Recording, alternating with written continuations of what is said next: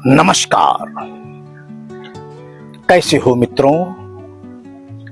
हम विजय कुमार दीक्षित विचार प्रवाह के माध्यम से अपने मित्रों से लाइव संवाद कर रहे हैं। मित्रों, अपने राष्ट्र भारत को परम वैभव तक ले जाने हेतु हम सब ने संकल्प ले रखा है। यह संकल्प पूर्ति होने तक किसी भी कीमत पर और किसी भी दशा में अभियान स्थगित नहीं होगा। अब प्रश्न उठता है कि राष्ट्र को परम वैभव तक ले कैसे जाएंगे, क्योंकि राष्ट्र तो दो भावनाओं, दो धाराओं और दो संस्कृतियों में विभक्त किया जा चुका है। वह दो धाराएं इसी भारत भूमि पर विद्यमान हैं।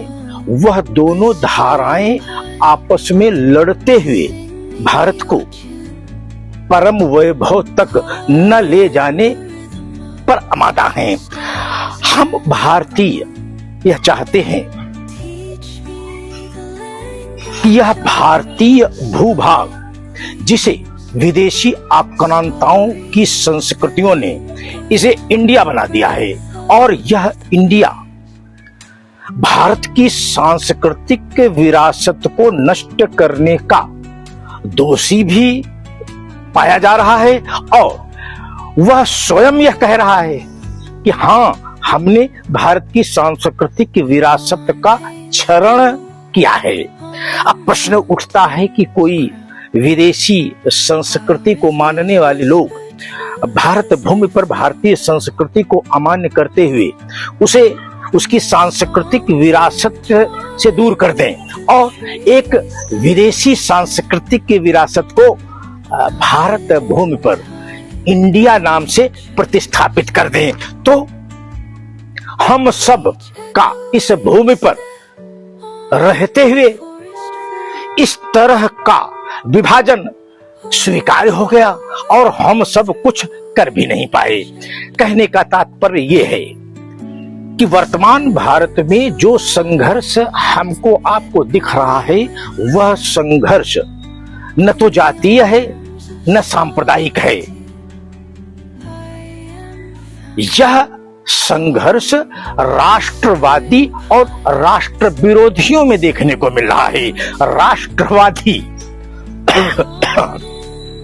राष्ट्रवादी लोग और ताकतें यह चाहती हैं कि यह भारत भूमि अखंड बने और अपनी सांस्कृतिक विरासत से इसे पोषित करते हुए अखिल विश्व का मार्गदर्शन करें।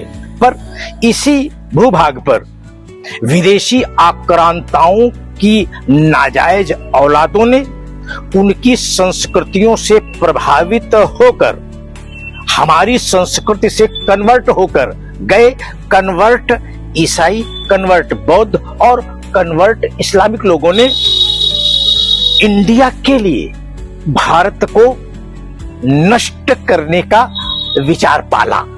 यह विचार उन्होंने अपनी इंडिया के लिए पाला था। हम भारतीय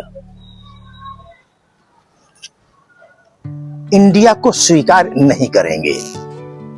हम भारतीय संस्कृति के आधार पर भारत को खड़ा करेंगे। अब खड़ा करने के लिए हमें सर्वप्रथम क्या चाहिए था? तो वो था संगठन।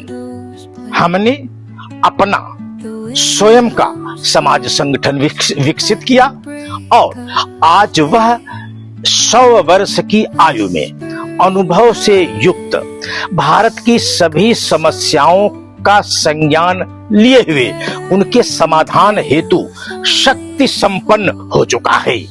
ऐसी अपराजेय महाशक्ति जो भारत भूमि पर समाज संगठन के रूप में हम सब लोगों ने विकसित की है, वह अपने केंद्र में इंडिया को नहीं, भारत को रखती है।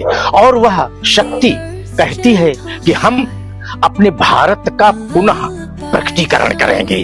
तो भारत का पुनः प्रकटीकरण करने हेतु हमें इंडिया की शासन प्रणाली और इंडिया के नागरिकों की सोचने की शक्ति और इंडिया के नागरिकों की रहने की और रहन सहन के माध्यम के द्वारा कमाने खाने की और उस कमाने खाने के आधार पर अपने को स्टैंड करने की प्रवृत्ति का आकलन करना होगा।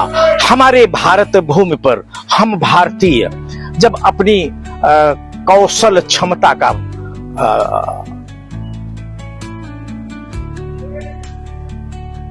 विश्वास हासिल करते हैं तो अपनी इस कौशल क्षमता को भारतीयता के उत्थान हेतु समर्पित करते हैं।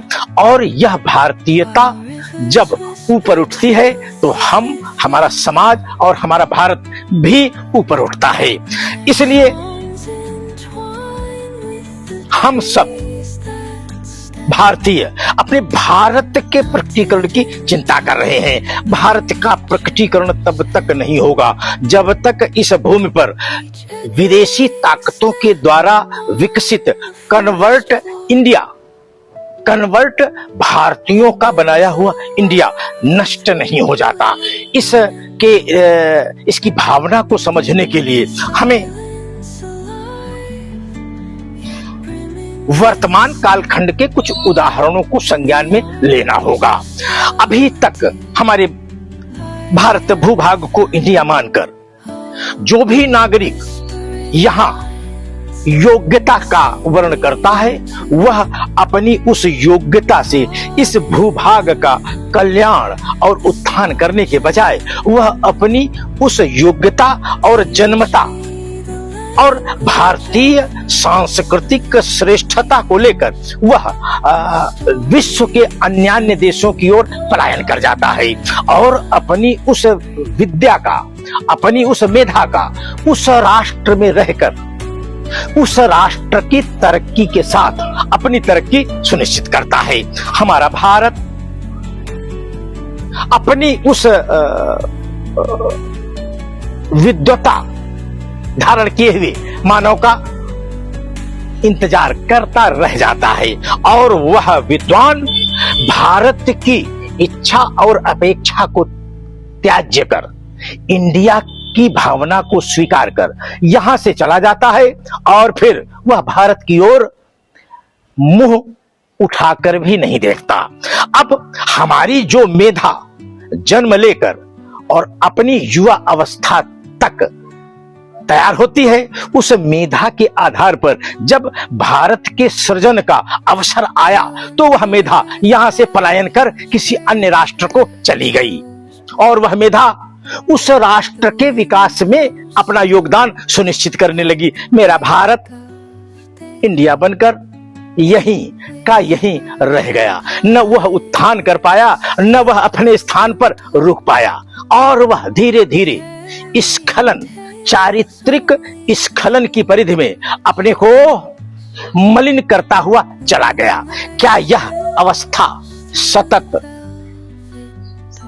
प्रवाहमान रहने दी जाए या भारत के वह उदीयमान जिन जी के युवा इसे रोकें और इस पूरी संपूर्ण पलायनवादी संस्कृति को वापस भारत के लिए प्रयोज्य करें? तो इसके लिए हमें क्या करना होगा?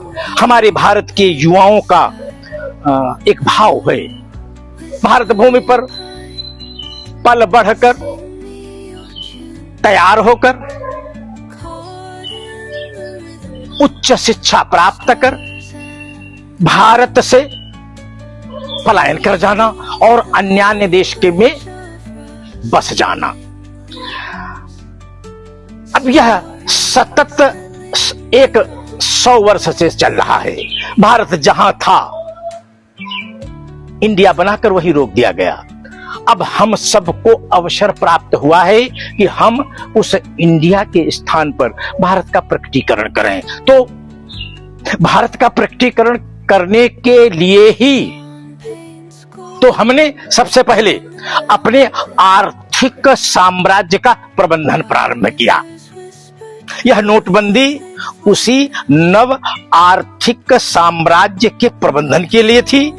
फिर हमने विश्व की महाशक्ति, जिस महाशक्ति की ओर व्यवसाय और शिक्षा ग्रहण करने का आकर्षण हम भारतीय युवाओं में अधिक पाया गया, उसी आर्थिक महाशक्ति से उन कंपनियों पर 50% का टैरिफ लगवाकर उन्हें उस महाशक्ति से दूर करने की योजना प्रारंभ हुई।